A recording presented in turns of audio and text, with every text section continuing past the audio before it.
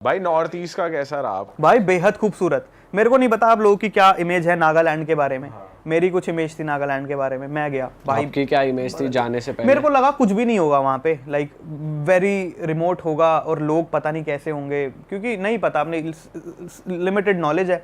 मैं चले गया नागालैंड 100 डेज में, और मैं बोल रहा हूँ मैं लाइफ में पहली बार बैकपैकिंग अकेले कर रहा हूँ। अब सोचो अकेले पहली बार निकला हूँ मैं लंबे टाइम के लिए और नागालैंड जा रहा हूँ मैं। ठीक है, मैं नागालैंड पहुँचता हूँ भाई, नागालैंड में मेरा सबसे प्यारा एनकाउंटर, सबसे प्यारा एक्सपीरियंस। बहुत बढ़िया लोग हैं, बहुत ज़्यादा। और अभी आप हिमाचल मतलब हिंदी बोलते हैं वो लोग सब? इंग्लिश बोलते हैं। अच्छा, इंग्लिश मतलब हर कोई नहीं बोल पाता है, कुछ लोग हिंदी समझते हैं। हिंदी समझता हुआ मोस्टली हर कोई है। बोलने में थोड़ा थोड़ा बोल लेते हैं, टूटी फूटी हिंदी, बट इंग्लिश कुछ लोग बोल लेते हैं। जो यंग जनरेशन है वो इंग्लिश बोलती है नागालैंड की। तो भाई वहाँ इतनी खूबसूरत जगह है ना वो, भाई मैं आपको इसके बाद आपको एक वीडियो दिखाऊंगा वहाँ का। इतनी खूबसूरत जगह, और मैं गया मानसून में रिकमेंडेड नहीं है वहाँ जाना, क्योंकि रोड टूट जाए भाई। रोड तो है ही नहीं भाई, गड्ढे हैं खाली। पहाड़ी एरिया ही है, बिल्कुल पहाड़ी एरिया है। एंड वहाँ फ्लाइट्स जाती है, सब फ्लाइट जाती है, शायद दीमापुर फ्लाइट जाती होगी। मैं तो ट्रेन से, मैं तो वैसे उससे गया था ट्रेन से। शायद दीमापुर जाती है, देन दीमापुर से आपको गाड़ी रेंट करनी पड़ती है कोहिमा के लिए। कोहिमा इज़ द कैपिटल वहाँ का।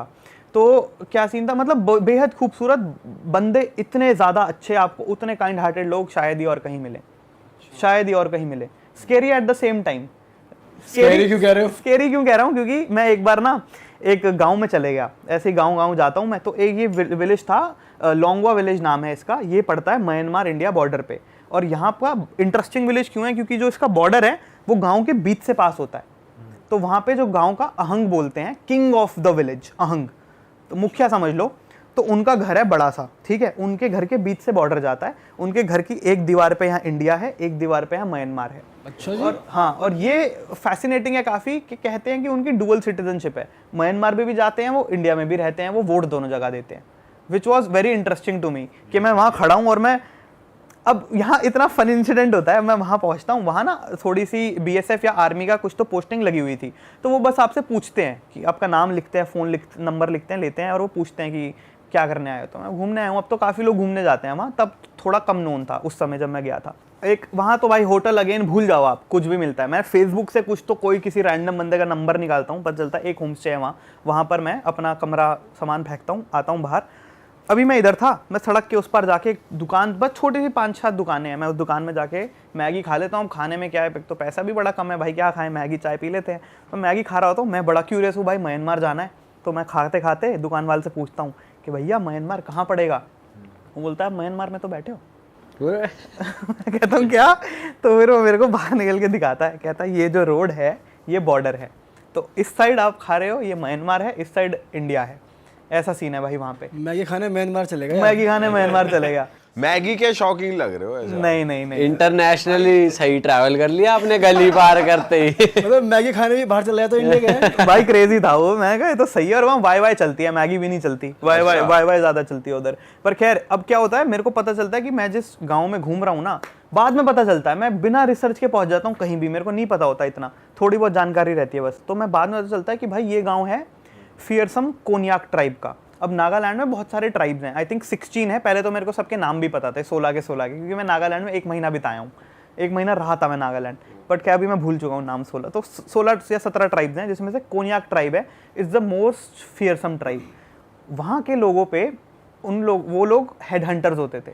हेड हंटर, अब आप जो समझ रहे हो, हेड काट दिया, धड़ से अलग। तो वहाँ जो भी, वहाँ ना ये प्राइड की बात थी। तो आपने वेपन्स वगैरह भी उनके कुछ है? हाँ, अभी सुनते जाओ। अभी तो क्या है, वो बहुत प्राइड की बात है कि अगर 2 ग्रुप्स के बीच में हो गया फाइट, तो वो क्या करते थे, बैटल है, सीधा गला कटेगा, और जो जीतता था, जिसने गला काटा है, उसके फेस पे टैटू होगा।